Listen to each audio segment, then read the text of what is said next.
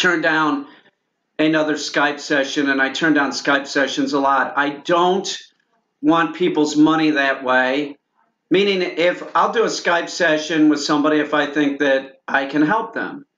But I'm not going to just take somebody's money if somebody thinks that I have a magic wand or I'm going to say something in a Skype session that's going to solve their problem. If I'm hearing aggression, right, if somebody's talking about any type of aggression, Skype session is not what you want to do. I don't even know the dog. I had a Skype session yesterday with an owner that, and this is the kind of owner I want to deal with. She was interested in a board and train. Okay, she doesn't even have the puppy. She wants to turn the puppy into a service dog. So she's getting the puppy like today or tomorrow or something. She's already, it's a doctor, it's somebody that's smart. She's already getting her ducks in the row of how she's going to deal with the dog. She's getting information. The person that contacted me that I just turned down the Skype session, I'd done a Skype session with the guy earlier in September. He had a mouthy puppy. And I really, I do a lot of Skype sessions. I can't remember really what we talked about. It was probably just general, like what you should do. He's talking about like his wife is afraid. The dog is lunging at his wife in the crate and stuff. I can't tell if the dog is being playful. I can't tell if I don't know any of the dynamics between the woman and it just doesn't matter. If I have to hear somebody describe what's going on or their interpretation of what's going on, it's ridiculous. It's ridiculous. You're having problems with the dog. Talking to somebody that understands dogs isn't going to get the dog trained. It isn't. It's so ridiculous. It's like me. I did a Skype session not too long ago with somebody that was saying that they're training their dog, okay? They're training their dog, and they only watch like 2 different dog trainers, me and Larry Korn. Well, there's a problem right there because me and Larry Korn are pretty much different. Other than we're both balanced dog trainers, Larry Korn advocates using food. Like in a big way. Like he's all about motivating the dog with food, which I think is just foolish. I have dogs come here, I train them to be service dogs. I can motivate them without food.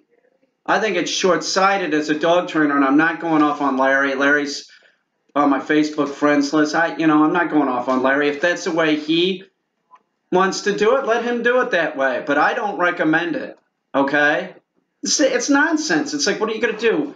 Walk around with a fanny pack and, bribe? Fuck that. Fuck that. Anyway, so do you understand? Like, he's using, like, the person's cherry picking from 2 different dog trainers and coming up with their own method, and that's not a good idea either. It isn't. It's ridiculous to do that. Like somebody that like watches me, watches Cesar Millan, watches Victoria Stilwell, watches Zach George, Larry Korn, Jeff Gelman, and then comes up with their own like training method. With all that influx of information, and and then they have a problem. They can't figure out why they're having a problem. I had a girlfriend that did this, that she has a pet store, and Joni would like talk to dog trainers that came in there, all purely positive dog trainers, by the way, right? And then she would take that information and then she would spout it out to people that came in the store like she was an expert on dogs or something, where one, she owns a pet store and sells pet food. I'm not going off on Joni either. I love that woman. It didn't work out, but I was head over heels with her. Here I am, somebody that uses a realistic approach, both positive and negative, and I was dating somebody that sells pet food and thinks that positive reinforcement training is effective for the dog, right? Won't sell e-collars in her pet store. Has behavioral issue. Mango. That's where Mango came from. Okay? That was her first dog. And then she got a second dog. And she has behavioral issues with that second dog too. Do you understand what I'm saying? Like, don't cherry pick information that you think makes sense to you, right? And then put it in some kind of, this is how I'm going to train my dog. That's fucking ridiculous. I do not want people's money like that. I don't want to sit here and, you know, you think my stuff makes sense, but you think that Larry Korn makes sense too, and then you want to, it's not going to work out, okay? I'm telling you flat out, the person that called me the other day that we did the Skype session with, that's the owner that I want to work with, because that's somebody that's being totally realistic. Is it unrealistic to think that she can't get this dog, we don't even know the dog yet, to be a service dog? I told her her worst case scenario is she ends up with a really awesomely trained house dog that might not be appropriate to take in the hospital. But if you take the right approach, you can sort of train a dog to do anything. If that dog has a good personality, it likes people, you set this, the chances are pretty good she could probably train the dog and be able to take the dog in the hospital as a service dog, as like a therapy dog, so she could do rounds and have the dog with her, and having the dog with her will make people feel good. I told her, like, you know, don't do that a year from now. The dog won't be ready to do it. She got it. I'm like, just take the dog in the hospital, get the dog walking around, don't even interact with anybody, just walk in and walk out, get the dog used to doing that kind of stuff. She totally got it. And when I said, hey, listen, dogs don't finish out at a year and a half, your dog might be 3 before it's finished out. Some hunting dogs are as old as 5 before they finish out. You have to be realistic. Guide dogs aren't even worked with until they're a year old. It's the truth. So you understand that it takes a certain, if you're influencing the puppy, like this guy, I think he had a mouthy puppy and now he's having issues, right? He's got a wife that's afraid of dogs, obviously, that has issues with this dog. He's trying to keep the dog. There's a lot of stress. He's probably in love with the dog. But, dude, you got a wife. I think this guy had kids, too. Anytime I hear that somebody has kids and a puppy, I'm like, man, what is your problem? You know? You think you're going to train the puppy, yet you have kids and a job. I'm telling you, the people that I want to work with are the people that are realistic. Talking to somebody doing a Skype session, this happened recently too. I was talking to this woman. I'm like, she was talking about doing a board and train, but, you know, she's like my age. She has this older dog that isn't trained, you know, that doesn't listen. The dog goes to her elderly father's house during the day while she works. He has a dog that's aggressive. You know, I'm talking to her, and at the end of the Skype session, she's saying, so I won't be able to have the dog sleep with me in the bed? No. You have issues with the dog. You're having issues with the dog already. You have one dog that's untrained. Now you have 2 dogs that are untrained, and you're having issues, and you're worried about your comfort. You're not really worrying about, like, oh, my dog might bite somebody, or my dog might bite somebody and have to be put down. You're more worried about the dog sitting on the couch with you or sleeping in a bed with you. Why do I want to take on that job? It's somebody that's contacting me when they're having problems already. Some dogs are going to fall by the wayside. There's not a lot that, as a dog trainer, Peter Caine can do about the 4 million dogs that are put down yearly, man. There's 4 million dogs being put down. There's 4 million people being bit, other than me giving this warning that's what's going on. And society, you need to be, you know, we need to be more realistic about our pets. It's a subspecies of the wolf, for God's sakes. Your dog, your golden retriever, could breed with a wolf. Your dog's hardwired to do stuff, and they don't think. This is a total misconception about dogs. They respond. Their brain works instinctually and with trained, conditioned commands. If you go into this, if you get a puppy and you let the kids play with the puppy and there's all this hand movement and everything, the dog starts chewing on the kids and everything, you end up with a biter. It's hands off. That's not socializing your dog to children. Socializing your dog to children is having your dog calm, sitting around children, very calm, and listening to you.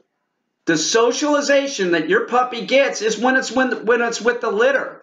Don't think you're socializing it by putting it in a puppy kindergarten class. That's so unrealistic. If I might have two dogs, two doodle dogs, meaning golden labradoodle dogs, coming to do a board and train. Each person that I'm working with is realistic. It's totally realistic. They're like, I want to get the dog trained. I want to get the most out of the dog that I can do. I'm going to spend some money as an investment, knowing that it's going to be easier for me to deal with the dog. A Skype session is appropriate for some things. Talking about raw diet, switching your dog to raw diet.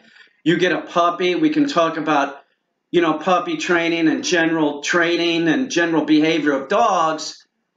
But if you have behavioral issues with your dog, you're having behavioral issues with your dog, why do you think that talking to somebody is going to give you the knowledge to be able to train your dog?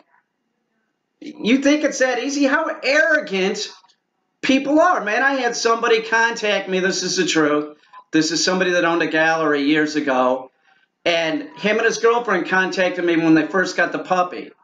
Okay, this was 6 years ago, 5 years ago, something like that. And I said, well, you should do, that's back when I would do lessons. I would do lessons. I would, sell lessons to people that had puppies. And those can be beneficial. He didn't want to spend any money. He was just hoping when he contacted me, I'd give him like step-by-step instructions that he could read in a sentence and everything was going to be okay. And then just recently he contacts me and wants to talk. And I'm like, talk about the dog? Yeah. So you want to talk more about the dog. I told him what my price was for a board and train. That's the way people get the most success. I guarantee you, people that do a board and train don't backslide because they spent money on their dog. They know because they've paid for me to tell them that training is a lifetime of the dog, that you need to continue training the dog for its entire life. You might not do it in the intensity that you do it right when it comes back from a board and train, but you continue training the dog and not doing stupid things. It's so ridiculous. Listen, I offer Skype sessions for people that want to get some general information, but if you're having behavioral issues, any type of aggression, you got a serious problem on your hand. You think you have a dog that's lunging at your wife in a crate, and you don't really know what to do, and you want me to tell you in a Skype session, not even instruct you, or not even be able to visually see the dog, interact with the dog, take the dog for a walk. You're out of your mind. Aggression is the #1 behavioral issue with canines. That's it. Aggression. It could be food aggression, it could be people aggression, it could be leash aggression, it could be dog-dog aggression, it could be aggression to cats. That's it. That's not going to be solved with me bringing out my magic wand and saying, yeah, Fluffy's going to be okay now. That's not the way it works. Dogs are a lot of work, okay? This is flat out. I'm always amazed that people have kids and then they get a dog, Even more of a phenomenon is the person that gets the puppy and 1 year later they have a kid. I've seen it so many times. It's just like, what the fuck is going on there? So ridiculous. Our society is horrible to dogs. I mean, just go on Facebook, you'll see pictures of kids climbing on dogs and stuff. You know, how stupid can you be? You know? You think the dog likes that because it's tolerating your child? A lot of kids get bit. By the way, this cranberry Red Bull, I've said this before, is absolutely delicious. This is a refreshing drink. I recommend it highly. If you're going to go out and train your dog, right, you want to be up. You want to be up. You want to be awake. Drink one of these. These will wake you up. You know, you need, it's the truth, man. If I'm going to go out and work with a dog, I don't want to go out there and be sluggish. I want to be on point. I want to be looking at the dog. I want to be awake. I don't want to be sleepy. This cranberry Red Bull is a delicious, refreshing drink, and it has a little caffeine in it, too, to give you a little boost. It's an energy drink with vitamins in it. It has vitamin B12, niacin, folic acid. That's a B12 too, I think, or a B vitamin. I think. I could be wrong. It's got B6 in it. It's a health drink. It's delicious. Contact me if I can be of any help with the Skype session, but don't bother wasting your money thinking that you're going to get your dog trained by osmosis. That is not going to work. Dog training's hard work. You can get some of that hard work done by passing the dog off to a professional, getting a board and train done, and then doing lessons with the professional after the board and train is done so that you know how to hold a leash, you know how to interact with the dog. Whether it's me or Larry Korn, don't fucking mix and match. That is not going to be, that's not going to work, okay? Skype sessions, yes, I do them. And I think it's a relatively cheap way to get information. By the way, don't be asking questions underneath videos. I don't do that. I don't do that. I got shit to do. That's the same thing as like, you know, somebody contacted me. They have an aggression problem and they're contacting me thinking I'm going to say something on Skype, you know, so that their dog's going to be fixed on the cheap. You know? The people that ask questions underneath videos we refer to as askholes. That's right, askholes. You ask, you don't want to pay for anything. Your dog's a mess. You're trying to get your dog not to be a mess, but you don't want to spend anything on a board and train with a trainer.